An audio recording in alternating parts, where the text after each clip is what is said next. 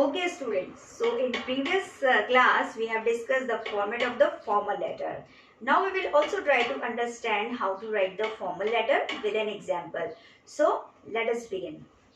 Here is given the question of an example. As example, you are Amrish Kumar and you live at 354 Rose Gardens, Bangalore.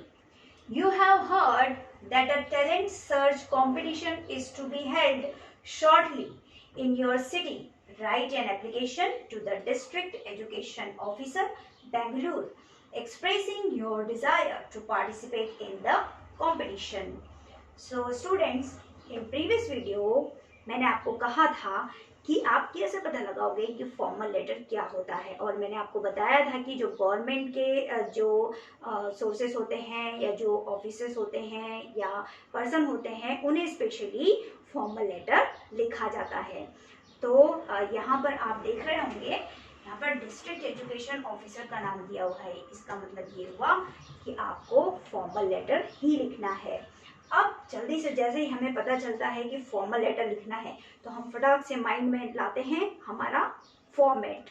सबसे पहले हमको क्या करना है, जो भी सेंडर है उसका एड्रेस लिखना है। अब यहाँ पे सेंडर कौन है, you are Amrish Kaur. Sender कौन हुआ, अमरीश कौर। अमरीश कौर का नाम लेफ्ट में लिख देते हैं, सेंडर से एड्रेस लिख देते हैं। फिर सेंडर का एड्रेस क्या है, 354 रोज गार्डन्स, बेंगलुरु। ठीक है, उसके बाद मैंने आपको क्या बताया था, डेट लिखनी है। आज की डेट डाल देते हैं 22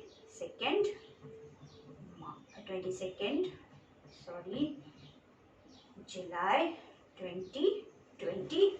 now recipient address will come, third point हमारा फॉर्मेट का। तो यहाँ पे कौन है रेसिपेंट, किसको लिख रहे हैं हम, to the district education officer. तो यहाँ पर हमारे आ जाएंगे डिस्ट्रिक्ट एजुकेशन ऑफिसर। उनका एड्रेस क्या है, सिर्फ बेंगलुरु दिया हुआ है तो हम भी यहाँ पे बेंगलुरु लिख देते हैं। कुछ और दिया हुआ रहता तो कुछ और भी लिख देते। After that subject will come, the purpose to write the letter in 1 line, participation in talent search competition. यही है ना, फिर से हम पढ़ेंगे। देखिए, you are Amrish Kumar and you live at, ये आए, आपने एड्रेस लिख दिया, ये कंप्लीट कर लिया। उसके आगे पढ़ेंगे, you have heard that a talent search competition is to be held shortly, talent search competition. So आपको क्या करना है, पार्टिसिपेट करना है उसमें। तो अपनी डिजायर बता दीजिए। यहाँ पे लेटर लिखने का पर्पस क्या होगा, पार्टिसिपेशन इन टैलेंट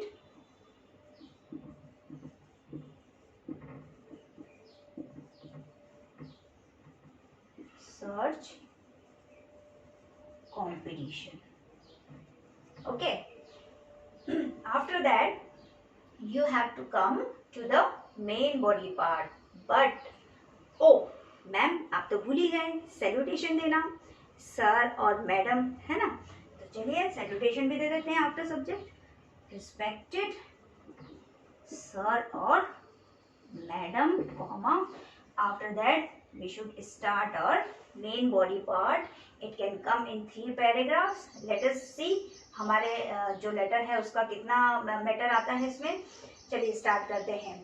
चलिए, क्या बोलना है हमें उन्हें, यहाँ पर आपको दिया भी हुआ है। इसमें आपको डरने की बात नहीं कि कुछ भी आपको मन से लिखना है, सब कुछ दिया हुआ है। देखिए एड्रेस लिख दिया आपने, फिर से पढ़िए। देखिए बार बार आप क्वेश्चन को पढ़ेंगे तो सारी चीजें, आधी से ज्यादा चीजें तो आपको इसी में मिल जाएंगी। इवन सारी चीजें मिल जाएंगी।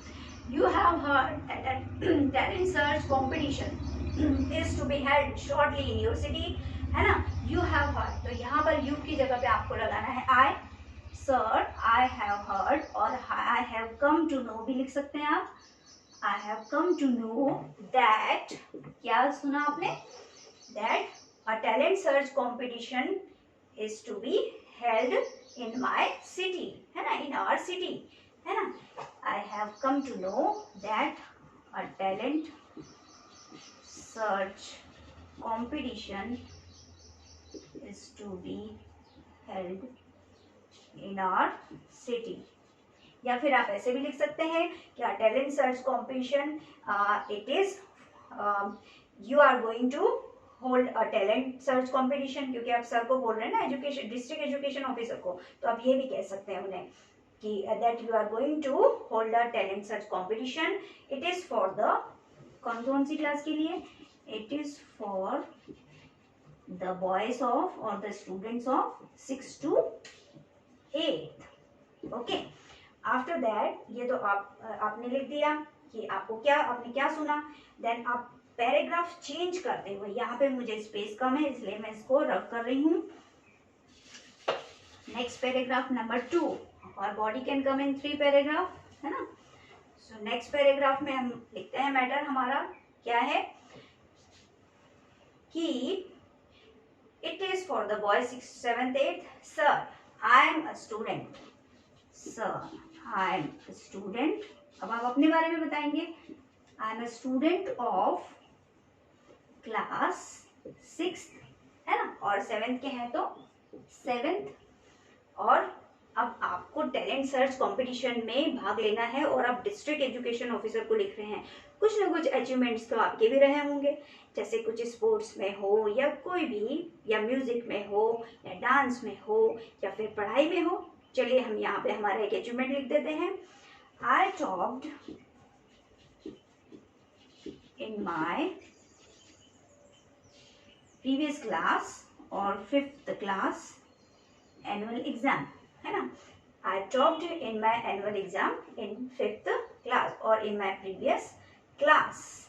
I very much desire. अब आपका उद्देश्य क्या है भाई, वो तो बताइए. जो आपने यहाँ पे सब्जेक्ट में लिखा है लिखिए फिर. I am very much desire to take the participation or to take the part in the competition.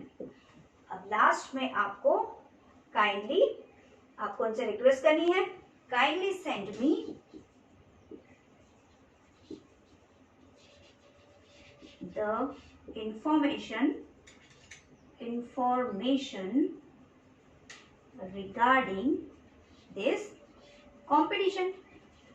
आप मुझे सूचना दीजिए, आप मुझे बताइए इसके बारे में पूरी जानकारी भेजने की कृपा कीजिए. आफ्टर दैट ये आपका हो गया मेन बॉडी पार्ट. उसके बाद आपका लास्ट में आप इस पूरे मैटर के बाद लेफ्ट में ही लिखेंगे. क्या लिखेंगे लेफ्ट में? मैं यहाँ लिख देती हूँ आपका डेजिग्नेशन. कौन है आप? अमरीश कुमार. अमरीश कुमार, ये आपका डेजिग्नेशन हो गया. यहाँ पे आपको आपका रोल नंबर लिखना है. चलिए मेरा नंबर 24, मैं अपना रोल नंबर लिख देती हूँ. ठीक है, तो ये था आपका फॉर्मल लेटर. आशा करती हूँ कि अब आपको अच्छी तरह से समझ में आ गया होगा कि कुछ नहीं है, बस फॉर्मेट याद रखना है, क्वेश्चन में से ही बॉडी पार्ट उठाना है और लिखना है, ज़्यादा कुछ नहीं करना है. चलिए अब मैं आपको एक और क्वेश्चन दे रही हूँ, उसे आपको होमवर्क में करना है. So all the best, good bye.